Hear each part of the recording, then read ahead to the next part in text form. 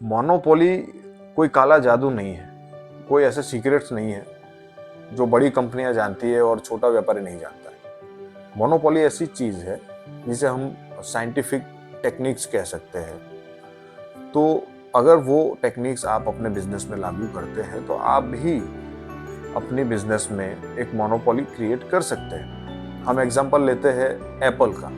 Apple की जितने भी प्रोडक्ट्स हैं उसे जब भी कोई कस्टमर यूज करता है एक बार, वो फिर दूसरी कंपनी की प्रोडक्ट्स लेना ही नहीं चाहता। क्यों? क्योंकि उसका पहला सीक्रेट है कि उसने अपना खुद का इकोसिस्टम बनाया। इकोसिस्टम इस तरह से डेवलप किया कि हर वो प्रोडक्ट, हर वो सर्विसेज जो कस्टमर बाहर से लेना चाहता है या उसको लेनी पड़ सकती थी, वो सारी प्रोडक्ट्स, सर्विसेज उसने अपने इकोसिस्टम में, अपनी प्रोडक्ट में दे दी। और यही एक सबसे बड़ा रीजन था कि एप्पल की प्रोडक्ट यूज करने वाला कोई भी व्यक्ति दूसरी प्रोडक्ट या दूसरी कंपनी की कोई भी प्रोडक्ट को लेना नहीं चाहता है। ये बहुत जबरदस्त स्टेप होता है, बट इसको अप्लाई करने में एक टाइम लगता है। विद इन शॉर्ट पीरियड में आप इस चीज को अप्लाई नहीं कर सकते। इसको धीरे धीरे आपको एक पूरा इकोसिस्टम क्रिएट करना होता है, जो प्रोडक्ट और उसके बाद जो भी सर्विसेज की जरूरत पड़ती है वो पूरा इकोसिस्टम आपका खुद का रहता है। और इसमें ये नहीं होता है कि आप सिर्फ कस्टमर का शोषण कर रहे हैं, आपने कस्टमर को फंसा दिया है अपनी इकोसिस्टम में। ऐसा नहीं है। आप एक विन विन कंडीशन क्रिएट करते हैं वहां पे कि जिसमें कस्टमर को भी उतना ही बेनिफिट होता है जितना आपको होता है। आप मोनोपोली ले रहे हैं, बदले में कस्टमर को बहुत ही बढ़िया और बेहतरीन सर्विसेज और प्रोडक्ट्स सप्लाई कर रहे हैं। तो ये हुआ उसका एप्पल का पहला सीक्रेट। अब हम चलते हैं दूसरे सीक्रेट के बारे में।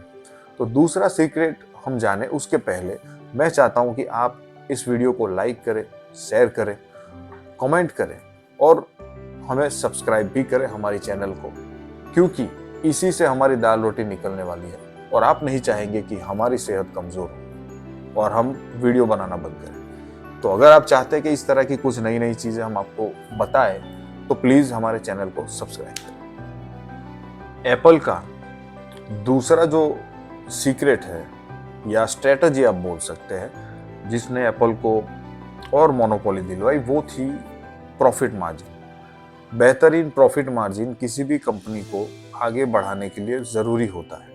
इट डजंट मीन कि आप 100 रुपए की चीज 200 में बेच रहे हैं कस्टमर को जबरदस्ती से। नहीं, आपको अपना प्रोडक्ट कॉस्ट नीचा लाना चाहिए और साथ साथ दूसरी ऐसी सर्विसेज ढूंढनी चाहिए जिसको यूज करके या जिसको कंबाइन करके आप एक्स्ट्रा प्रॉफिट मार्जिन कमा सकते हैं। एप्पल ने भी यही किया। उसने वो सारी एप्स या वैसी ऑनलाइन सर्विसेज या सब्सक्रिप्शंस जो थे वो डायरेक्ट पेमेंट लेने शुरू किए। वो ना कि कस्टमर डायरेक्ट खरीद कर सकता था। कस्टमर को खरीदने के लिए एप्पल को पेमेंट करना पड़ता है और एप्पल बाद में उस डेवलपर को उस प्रोडक्ट की जो भी कॉस्ट है वो दे देता था अपना प्रॉफिट निकाल के। तो इस तरह से एप्पल ने अपना प्रॉफिट जो है उसको बढ़ाया। और प्रॉफिट बढ़ने से क्या हुआ, वो जो भी पैसा कमाए, वो रेवेन्यू एक्स्ट्रा कमाए, वो पैसा उन्होंने फ्यूचर के लिए डाला। फ्यूचर के लिए, टेक्नोलॉजी के लिए उन्होंने यूज़ किया, रिसर्च एंड डेवलपमेंट में, मार्केटिंग स्ट्रेटजीज को बेहतरीन बनाने में, प्रोडक्ट को बेहतरीन बनाने में वो पैसा यूज़ किया।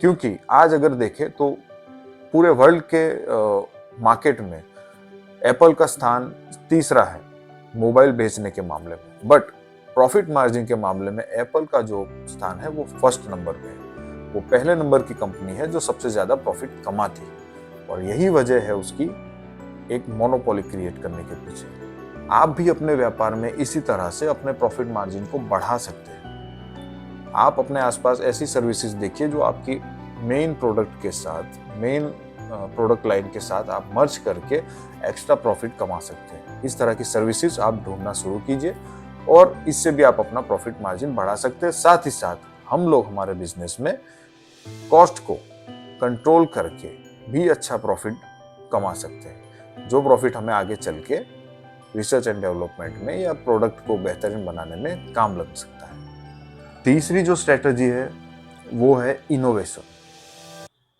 जी हाँ, एप्पल को अपनी जगह पे या आप कह सकते हैं कि फर्स्ट नंबर पे टिकाए रखने के लिए सबसे ज़्यादा अगर किसी चीज़ का योगदान रहा हो तो वो है इनोवेशन।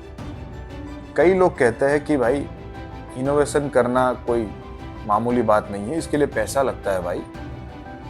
और एप्पल को क्या है, उसके पास तो बहुत पैसा है भाई, तो वो तो जाहिर है इनोवेशन में पैसा लगाएगा ही। ये बात सच है।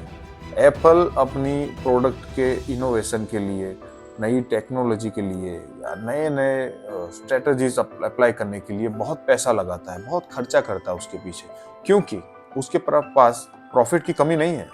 प्रॉफिट वो बहुत अच्छा से कमा रहा है और मोटा पैसा वो बना रहा है, और इसी वजह से वो उस पैसे को इनोवेशन के फील्ड में इन्वेस्ट करते रहता है ताकि नई नई चीज़ें डेवलप हो। वो फ्यूचर में जहाँ पे लोग पहुँचना चाहते हैं वहाँ पे वो पहले से ही जाके खड़ा हो जाता है। ये उसका फोकस है इनोवेशन के लिए, और यही सबसे बड़ी चीज़ है जो उसको बेहतरीन बनाती है।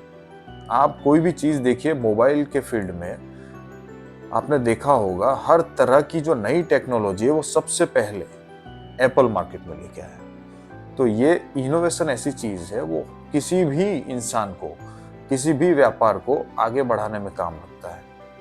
एप्पल बड़ी कंपनी थी इसीलिए इनोवेशन करती है, ऐसा नहीं है। एप्पल ने ये इनोवेशन का स्ट्रेटजी अपनाया, इसी वजह से वो आज इस पोजीशन पे है। तो इट डजंट मीन कि छोटा इंसान या छोटा व्यापार इस चीज़ों को अप्लाई नहीं कर सकता। ये सारे कुछ रूल्स है, कुछ स्ट्रेटजीज है जो आप किसी भी स्टेज में अप्लाई कर सकते हैं, चाहे वो छोटे पैमाने पे ही क्यों ना।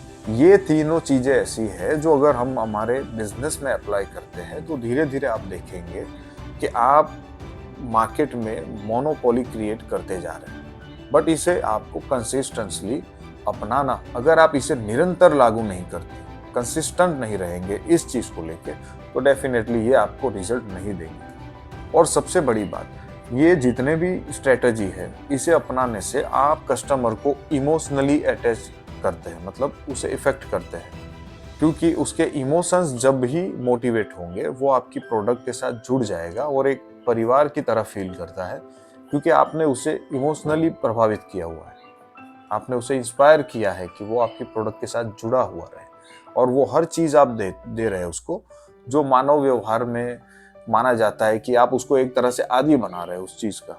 और एक बार आप जब मोनोपोली क्रिएट कर रहे हैं, मतलब आप एक बैरियर बना रहे हैं जिसके अंदर दूसरे लोग घुस नहीं सकते, उस बैरियर में आप ही की मोनोपोली है। तो अगर हम मोनोपोली क्रिएट करना चाहते हैं तो हमें ये 3 स्ट्रेटजी स्टार्टिंग लेवल पे अप्लाई कर देनी चाहिए।